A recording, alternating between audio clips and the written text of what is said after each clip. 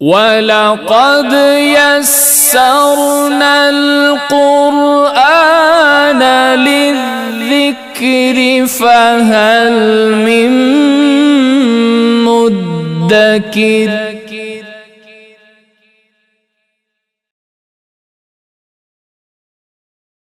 بسم اللہ الرحمن الرحیم۔ سورہ بقرہ کی اگلی آیت ہے آیت نمبر 20۔ اس کا بامحاورہ ترجمہ ہے، لگتا ہے کہ بجلی ان کی بصارت اچک لے گی۔ جب بھی ان کے لیے بجلی چمکتی ہے تو وہ اس میں چلنے لگتے ہیں، اور جب ان پر اندھیرا چھا جاتا ہے تو کھڑے رہ جاتے ہیں، اور اگر اللہ چاہتا تو ان کی سماعت اور بصارت کو سلب کر لیتا۔ یقیناً اللہ ہر چیز پر قادر ہے۔ اب دیکھیے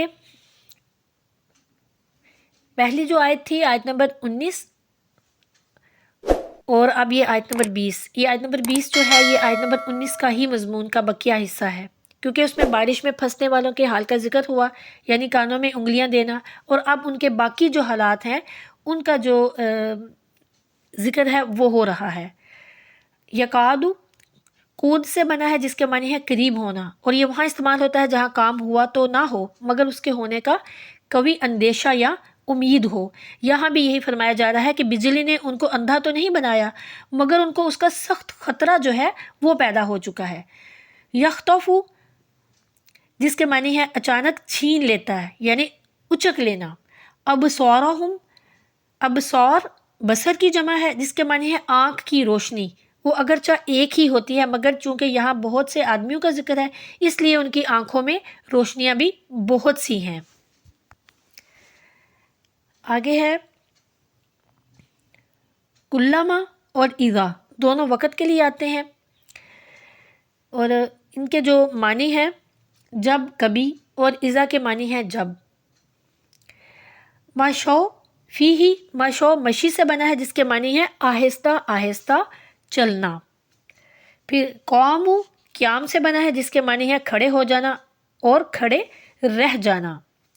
وَلَوْ شَاءَ اللَّهُ سے فرمایا جا رہا ہے کہ ان کی یہ تدبیریں بالکل بے سود ہیں۔ یہ اللہ تعالیٰ کا فضل و کرم ہے کہ ان کی آنکھیں اور کان محفوظ رہے۔ آگے ہے بِسَمْعِهِمْ وَأَبْصَارِهِمْ، سمعن یعنی سننے کی قوت کو بھی کہہ سکتے ہیں، اور کان کے اس پردے کو بھی جس میں یہ قوت محفوظ ہے۔ آگے ہے ان اللہ یعنی بے شک اللہ، علی کل شیء یعنی کہ اللہ تعالیٰ ہر چیز، قدیر قادر ہے، ہر چیز پر قادر ہے۔ قدیر قدر سے بنا ہے جس کے معنی ہے اندازہ لگانا اور قادر ہونا، یعنی یہاں پہ دونوں معنی ہی بن سکتے ہیں۔ اس لیے اللہ تعالیٰ ہر چیز کو اندازے سے پیدا فرماتا ہے، نہ اس سے کم اور نہ زیادہ، لہٰذا اندازہ فرمانے والا ہے اور کسی چیز سے مجبور نہیں ہے، لہٰذا اللہ تعالیٰ ہر شے پر قدرت رکھنے والا ہے۔ خلاصہ کلام یہ ہے کہ اس آیت میں منافقین کے حال کو اور زیادہ واضح کر کے فرمایا گیا ہے کہ جس طرح بارش میں بجلی کی چمک سے جو آنکھیں ہیں وہ چندھیا جاتی ہیں اور بند ہو جاتی ہیں نا، تو اسی اور اس کی روشنی سے مسافر جو ہے وہ کچھ چلنے لگتا ہے اور اندھیرا ہونے پر ٹھہر جاتا ہے، اس حال میں وہ حیران ہوتا ہے، نہ منزل مقصود تک پہنچ سکتا ہے اور نہ ہی لوٹ سکتا ہے۔ اسی طرح یہ جو منافقین ہے جب نبی کریم صلی اللہ علیہ وآلہ وسلم کے کھلے ہوئے معجزے اور قرآن پاک کی آیات کو دیکھتے جو کہ مثل چمکتی ہوئی بجلی کے ہیں، یعنی جن کی مثال چمکتی ہوئی بجلی کے ہے، تو مجبوراً دل سے تصدیق کر لیتے، جیسے کہ کسی جو مسافر ہے کوئی، وہ اس روشنی میں چل لیتے تھے، جیسے کہ مسافر روشنی میں چل لیتے اور پھر شکوک اور شبہات کی طریقے میں آ کر رک جاتے تھے، جیسے کہ وہ مسافر اندھیرا ہو جانے پر ٹھہر جاتے ہیں، لہٰذا ان کے دل کو سکون اور قرار نہیں ہوتا، بلکہ وہ حیران ہوتے ہیں کہ اسلام کو مانے یا کہ نہ مانے۔ نیز برق جو ہے وہ قرآن کی روشنی سے آنکھ بند کرنا اور اس کا انکار کیے جانا بیکار ہے، کیونکہ اول تو اس سے بصیرت دور نہیں ہوتی، اور پھر بھی اللہ تعالیٰ نے ان کو اندھا بہرا، اللہ تعالیٰ جو ہے وہ ان کو اندھا بہرا کر سکتا ہے۔ اب بھی بہت سے لوگ ہیں جو کہ دل سے اسلام کی حقانیت کا اقرار کرتے ہیں، پھر ان کے دلوں میں ایسے شبہات پیدا ہو جاتے ہیں کہ جس سے وہ خود بھی حیران ہو جاتے ہیں۔ اس کی دوسری تفسیر یہ بھی ہو سکتی ہے جو کہ پہلے بیان کی گئی ہے، یعنی کہ عیش و آرام پا کر اسلام کی حقانیت کے قائل ہو جاتے ہیں، اور اگر مصیبت پڑ جاتی ہے تو منکر ہو جاتے ہیں۔ اب خیال رکھیے کہ بادل سے جنگل کا مسافر گھبراتا ہے اور گھر والے خوش ہوتے ہیں، یعنی سایہ والوں کے لیے بادل رحمت اور خوشی کا سبب ہے، اور بے سایہ لوگوں کے لیے عذاب کا سبب ہے۔ زمین جو ہے، یعنی کہ مدینہ شریف جو تھا، وہاں پہ صحابہ کرام جو تھے وہ پیارے آقا کریم صلی اللہ علیہ وآلہ وسلم کے ساتھ تھے، اور جو منافق تھے وہ بے سایہ والے ہیں۔ اب دیکھیے کہ نبی کریم صلی اللہ علیہ وآلہ وسلم جو ہیں وہ نبوت کے آسمان ہیں، قرآن اس آسمان کا بادل، اور جو احکام قرآن ہیں وہ بارش ہیں، اور جو عذاب کی آیتیں ہیں وہ گرج، اور جو سزائے دنیاوی کی آیات ہیں گویا وہ برق ہیں، جن سے کہ صحابہ کرام رضوان اللہ علیہم اجمعین جو تھے وہ خوش تھے، اور جو منافق تھے وہ گھبرائے ہوئے تھے۔ یہ اختلاف جو ہے یہ قیامت تک رہے گا۔ اب دیکھیے کہ اس آیت میں ہدایت کے بدلے گمراہی جنہوں نے خریدی، ان کی یہ دوسری مثال ہے۔ تو اس میں یہ بیان کیا جا رہا ہے کہ ان منافقین کا حال ہے کہ جو دل سے اسلام قبول کرنے اور نہ کرنے میں شک و شبہات میں مبتلا رہتے تھے، تو ان کے بارے میں فرمایا گیا کہ جس طرح اندھیری رات اور بادل اور بارش کی تاریکیوں میں مسافر جو ہے متحیر ہوتا ہے، جب بجلی چمکتی ہے کچھ چل لیتا ہے، اندھیرا ہوتا ہے تو کھڑا ہو جاتا ہے، اسی طرح اسلام کے غلبہ اور معجزات کی روشنی اور آرام کے وقت منافق اسلام کی طرف راغب ہو جاتے ہیں، اور جب کوئی مشقت پیش آتی ہے، یعنی جہاد وغیرہ کرنا ہوتا ہے، تو پھر جو ہے وہ کفر کی طریقوں میں کھڑے رہ جاتے ہیں اور اسلام سے ہٹنے لگتے ہیں۔ یہی مقام اپنے اور بیگانے، مخلص اور منافق کی پہچان کا ہوتا ہے۔ منافقوں کی اس طرح کی حالت سورہ نور کی آیت نمبر 49 میں بھی بیان کی گئی ہے۔ پھر آگے جو ہے کہ اللہ تعالیٰ ہر چیز پر قادر ہے۔ شے اسی کو کہتے ہیں جسے اللہ تعالیٰ چاہے، اور جو مشیت یعنی چاہنے کے تحت آ سکے۔ ہر ممکن چیز شے میں داخل ہے، اور ہر شے اللہ تعالیٰ کی قدرت میں داخل ہے، اور جو ممکن نہیں بلکہ واجب یا محال ہے اس سے اللہ تعالیٰ کے ارادہ اور قدرت کا تعلق ہی نہیں ہوتا۔ جیسے اللہ تعالیٰ کی ذات اور صفات جو ہیں وہ واجب ہیں، اس لیے قدرت کے تحت داخل نہیں۔ مثلا یہ نہیں ہو سکتا کہ اللہ تعالیٰ اپنے چاہے تو اپنا علم ختم کر کے بے علم ہو جائے، یا معاذ اللہ تعالیٰ جھوٹ بولے۔ اب دیکھیے کہ اس آیت سے ہمیں کیا فائدہ حاصل ہوا کہ اللہ تعالیٰ کسی سبب کا محتاج نہیں، وہ جو چاہے بغیر سبب کے کر سکتا ہے، کیونکہ یہاں فرمایا جا رہا ہے نا کہ بجلی اور گرج نہایت تیز تھیں، مگر ان کی آنکھیں اور کان جو ہیں وہ سلامت رہے، کیونکہ اللہ تعالیٰ نے ان کو اندھا اور بہرا کرنا نہ چاہا، اور اگر وہ چاہتا تو بغیر اسباب کے بھی یہ کام کر سکتا تھا۔ پھر یہ کہ آج بھی جو لوگ اللہ کی عبادت دنیاوی آرام کے لیے کرتے ہیں وہ سخت غلطی پر ہیں۔ اب دیکھیں، ہم نے بعض لوگ ایسے اپنے ارد گرد دیکھے ہوں گے کہ اگر ان کا کوئی نقصان ہو جاتا ہے تو وہ نماز چھوڑ دیتے ہیں اور کہنے لگتے ہیں کہ نماز سے تو کچھ بھی نہیں ہوتا، نماز پڑھنے سے تو ہمارا نہ تو کاروبار چل رہا ہے، نہ ہمیں کوئی خوشیاں مل رہی ہیں۔ اگر نماز جو ہے وہ خوشیاں دیتی یا پھلتی پھولتی تو پھر ہمارے نقصان کیوں ہوتے؟ یہ لوگ جو ہیں اس طرح کی باتیں کرنے والے جو لوگ ہیں ان کو اس آیت سے عبرت حاصل کرنی چاہیے۔ اگرچہ نیک کاموں سے بلائیں ٹل جاتی ہیں، لیکن اس کا یہ مطلب نہیں کہ نیکوکار جو لوگ ہوتے ہیں ان پر کوئی دنیاوی مصیبتیں نہیں آتی، بالکل آتی ہیں۔ اگر ایسا ہوتا تو صحابہ کرام رضوان اللہ علیہم اجمعین، خصوصاً حضرت سیدنا امام حسین رضی اللہ تعالیٰ عنہ پر کوئی مصیبت ہی نہ آتی، بلکہ صوفیہ کرام فرماتے ہیں کہ اپنے ذاتی فائدے کو مد نظر رکھ کر عبادت کرنا ٹھیک نہیں ہوتا، لہٰذا محض جنت کے لیے نماز نہ پڑھیں،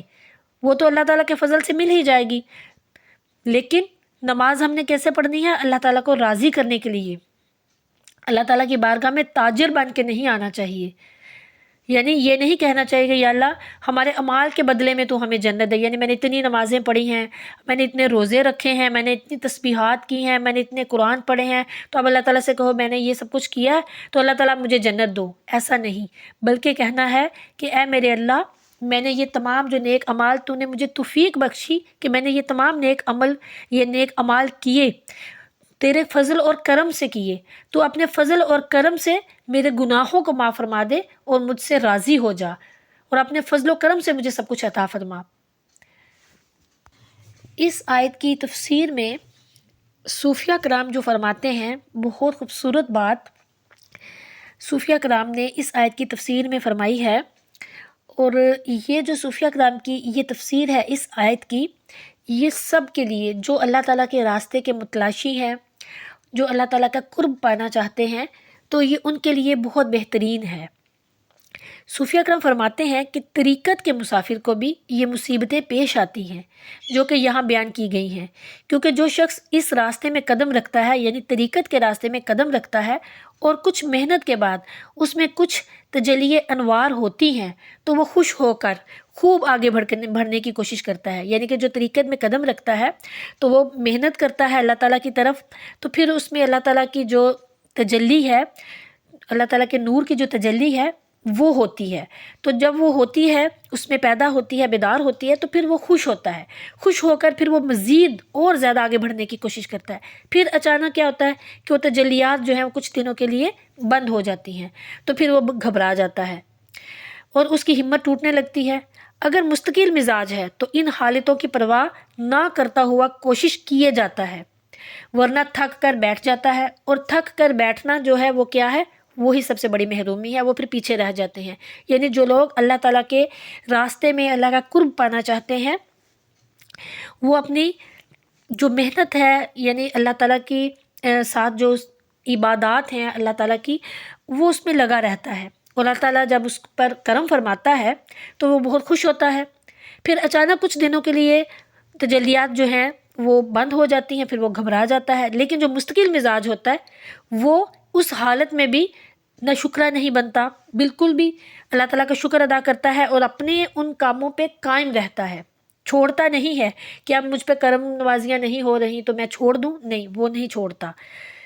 وہ جو چھوڑ دیتا ہے پھر وہ ناکام ہو جاتا ہے، محروم ہو جاتا ہے۔ پھر صوفیہ کرام فرماتے ہیں کہ طالب مولا کو لازم ہے، یعنی جس کو اللہ تعالیٰ کی طلب ہے،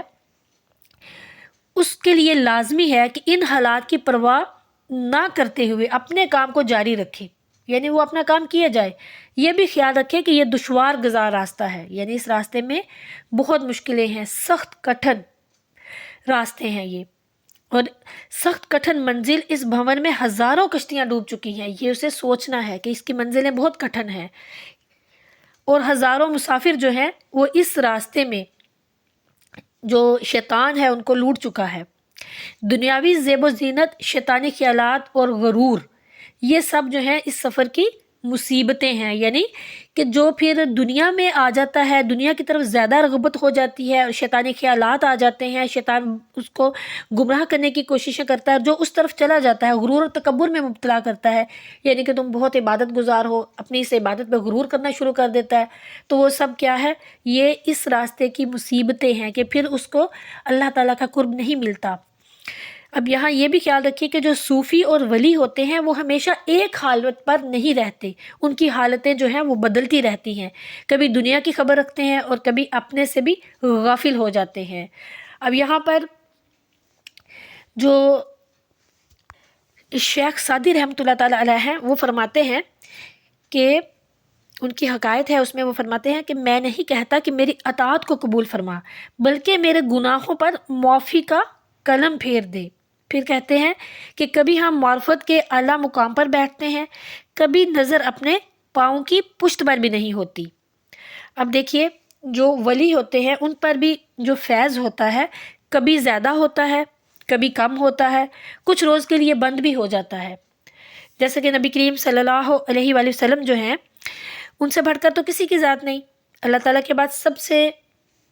بڑھ کر جو ذات ہے وہ پیارے آقا صلی اللہ علیہ وسلم کی ہے، تو پیارے آقا صلی اللہ علیہ وسلم پر بھی جو وحی تھی وہ یکساں نہیں آتی تھی، یعنی کبھی کبھی چند روز کے لیے بند بھی ہو جاتی تھی، تو لہٰذا اس راستے کی ان مصیبتوں کی پرواہ نہیں کرنی چاہیے۔